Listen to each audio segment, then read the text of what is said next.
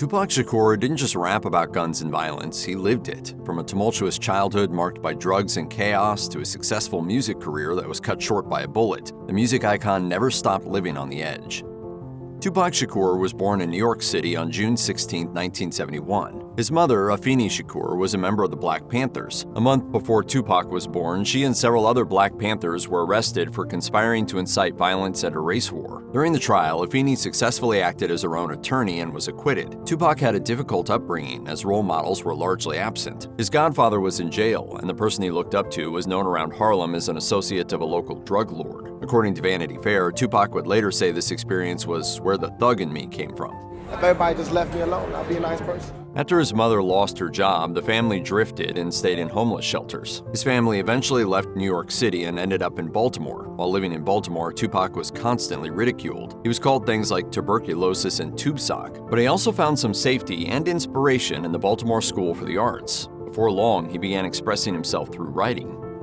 Tupac's best friend in Baltimore was Gregory Smoke. While speaking to the Baltimore Sun, Smoke said that Tupac didn't have a lot of good memories. He recalled seeing Tupac's mother smoking crack cocaine shortly after the power in their apartment had been shut off. By the time Tupac was 17, his mother had developed a serious drug addiction and started dealing. Years later, when Tupac's career took off and his records started selling, his friends kept his mother informed of what was going on. Despite Tupac's growing fame, however, Afeni was still grappling with her drug addiction. She told the Baltimore Sun, "I was holding on to that like it was life. I didn't think there was any hope for me."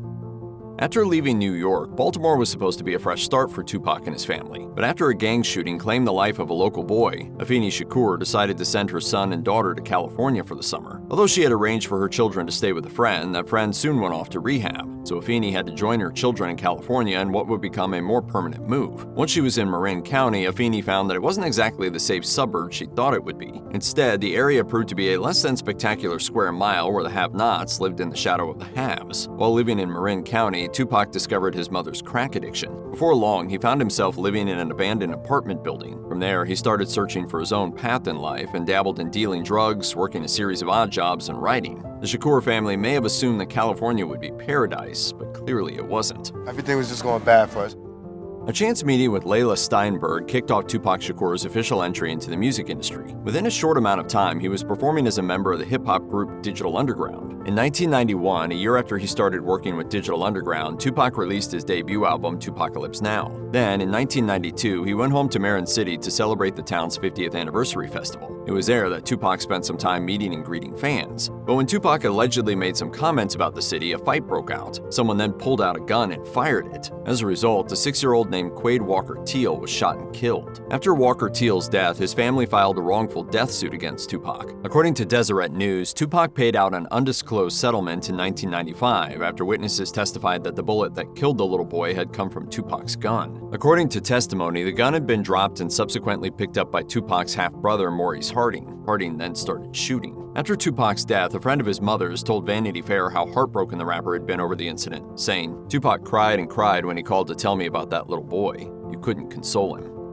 In 1994, Tupac Shakur was shot 5 times as he entered Quad recording studios in Times Square. The 3 assailants then stole around $45,000 worth of property and fled. Tupac and his camp quickly came forward with claims that he was targeted. However, law enforcement said it was a mugging and nothing more. Fast forward to 2011, and new information surfaced that suggested Tupac was right. According to The Guardian, a man named Dexter Isaac confessed to the crime. He claimed that he had been hired by Jimmy henchman Roseman to carry out the robbery. Isaac also said he was paid $2,500 and could keep whatever items he stole from Tupac and his friends. Despite Isaac's confession, however, the statute of limitations had long since expired, so Isaac couldn't be charged. In 1995, Tupac was sentenced to jail for sexual assault. Although he apologized to his accuser for any suffering she may have endured, he also denied that he had committed any crime. This is all I want to say. For all them people that doubt me, I had no record all my life. Okay? No record, no police record, until I made a record. In 2018, Tupac's accuser, Ayanna Jackson, recounted what happened in an interview with Vlad TV. Jackson claimed that Tupac invited her to his New York hotel room. She then claimed that 3 others walked into the room. According to Jackson, she was sexually assaulted by multiple people on the night in question, including Tupac. After Tupac's conviction, Suge Knight famously came into the rapper's life and offered him a contract with his label Death Row Records. In an excerpt from Changes, an oral history of Tupac Shakur, Death Row's former head of business affairs Alex Roberts was asked whether he thought thought Tupac was innocent of the charges. Roberts replied, "From my lips to God's ears, yes. Why? My experience with him, how polite he was."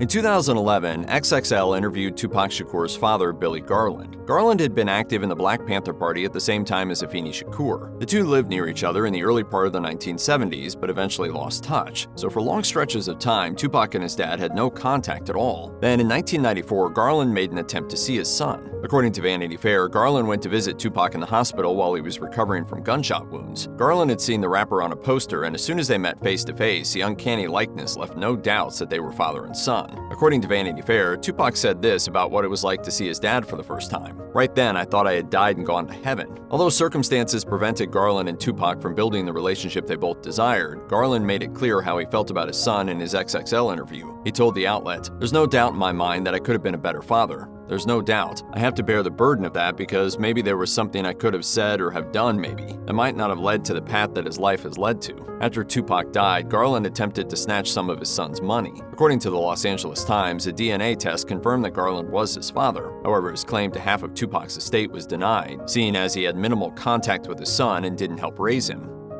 InStyle once described Tupac Shakur and Madonna as a music power couple. But here's the thing, Madonna didn't even confirm that they had been a serious pair until 2015. Rumors had swirled, of course, but for a long time nothing was confirmed. So how did the two music icons become a couple? Well, as the story goes, Rosie Perez set the two up at the 1993 Soul Train Music Awards. The relationship that followed was largely out of the public eye. There were also rumors that the two had recorded a song together. However, Madonna didn't confirm anything until 2018 when she wrote on Instagram, "One day I will release the song we did together." Exactly what happened between the pair remains something of a mystery. But in 2019, Rolling Stone reported on the existence of a letter that shed a bit of light on their relationship. At the time, Madonna was trying to stop the letter from being sold at auction. In the letter, Tupac referenced a troubling remark Madonna had made about him. He wrote, "An interview where you said, 'I'm off to rehabilitate all the rappers and basketball players,' or something to that effect. Those words cut me deep, seeing how I had never known you to be with any rappers besides myself." The California Love rapper then wrote, "It was at this moment out of hurt and a natural instinct to strike back and defend my heart and ego that I said a lot of things."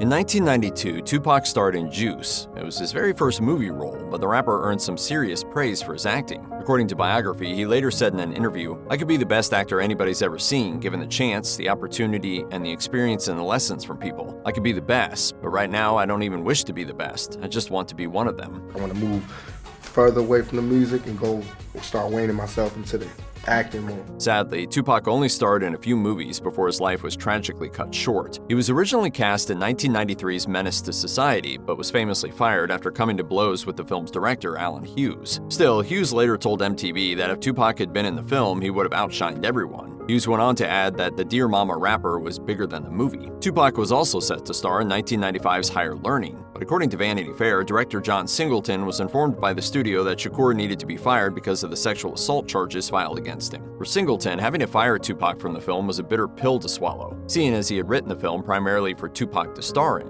Singleton told Vibe, "Pac ended up getting in trouble and then all that stuff happened in New York. It was logistically impossible." Given his rapid rise to fame, it might seem like Tupac Shakur had a lot of money in the bank, but according to biography, that wasn't the case at all. And by mid-1996, he was starting to question Death Row Records about his royalties. At the time, Tupac's album sales had topped $60 million. Ain't no other record company out there that sold as many records as we did. However, the rapper was still in debt to his record label for $4.9 million.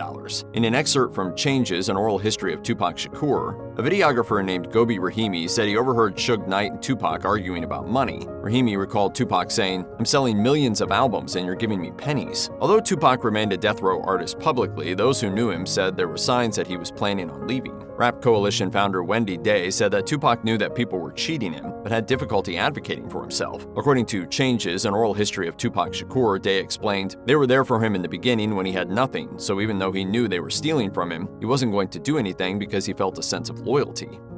If you or anyone you know has been a victim of sexual assault, help is available. Visit the Rape, Abuse, and Incest National Network website or contact RAIN's National Helpline at 1-800-656-HOPE-4673.